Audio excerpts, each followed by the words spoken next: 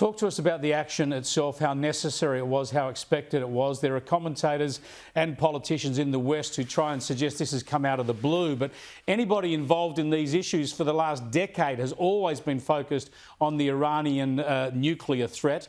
The diplomacy has obviously failed over a long period of time, and certainly over the past months.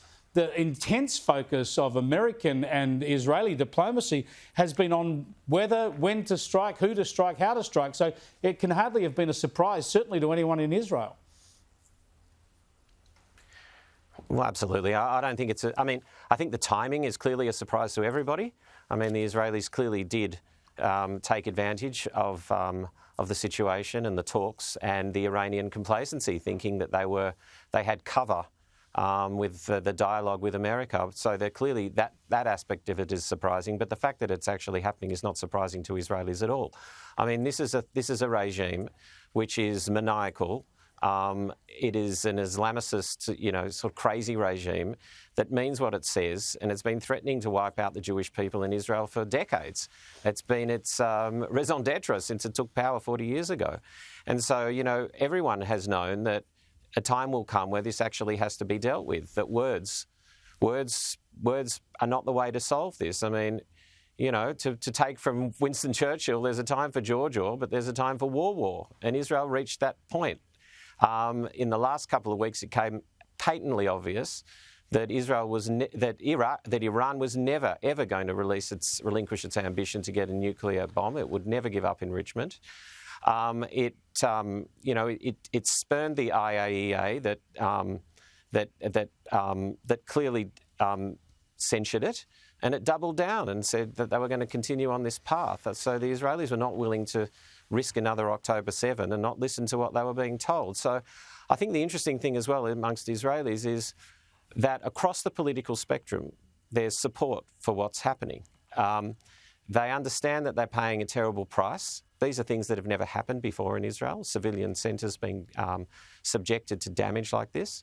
But they understand that it's better to have 100 buildings destroyed and scores of casualties than to have a whole city burnt down to the ground with a nuclear weapon. Talking about those political considerations... It's not surprising.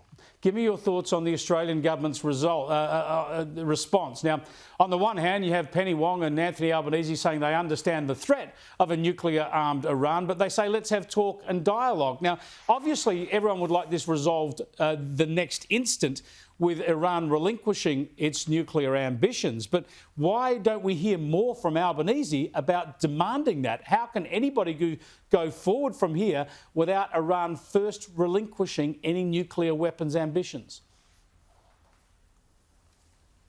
Well, look, Chris, I agree with that. I mean, the statements from our Foreign Minister and Prime Minister, they did recognise the threat to the international world order and to Israel. So that is a good thing, but I don't know why they didn't follow that up with a dose of reality. I mean, then to sort of talk about the path through to this being dialogue and diplomacy, unfortunately, is just not grounded in any form of reality. There's a complete disconnect with what's going on in the ground.